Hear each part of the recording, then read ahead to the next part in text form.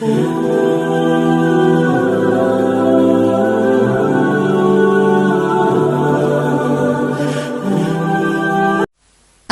আলাইকুম ওয়া রাহমাতুল্লাহি ওয়া বারাকাতুহু। ওয়ালাইকুম আসসালাম ওয়া রাহমাতুল্লাহি ওয়া বারাকাতুহু।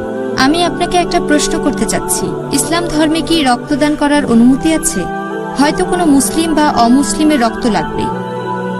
বোন, আপনি প্রশ্ন করলেন যে ইসলাম অনুযায়ী কোনো মুসলিম পুরুষ বা মহিলার রক্তদানের অনুমতি আছে কি না। রক্ত লাগবে মুসলিম বা অমুসলিমের।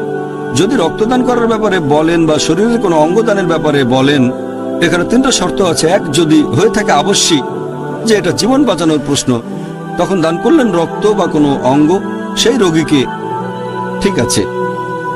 যে দান করছে তার জন্য আবার বড় কোনো রকম ক্ষতি না হয়। তিন, এটা টাকার বিনিময়ে করা যাবে না। তাহলে কেউ যদি অঙ্গ দান করে অথবা রক্ত, ব্যাপারটা যেন এরকম হয় যে সেটা সেই রোগীর জীবন বাঁচাবে, 1 নম্বর।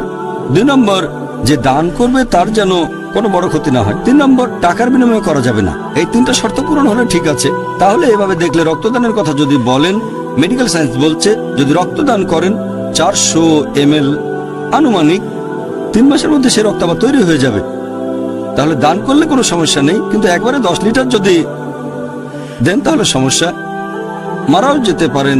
তাই হ্যাঁ, রক্তদান করতে পারবেন যদি আপনার স্বাস্থ্য ভালো থাকে। 1 নম্বর পয়েন্ট, আপনার স্বাস্থ্য দুর্বল, 400 ml রক্ত দিলেন তারপর অসুস্থ হয়ে গেলেন, সেটা আপনার স্বাস্থ্যের জন্য ক্ষতিকর হবে। প্রথমে রক্তদানকারীর মেডিকেল চেক আপ করতে হবে। যদি তার স্বাস্থ্য ভালো থাকে, আর সাধারণত 50%-এর বেশি মানুষ রক্তদান করতে পারে, রক্তদান করতে পারেন প্রতি 3 বা 4 মাস পর পর।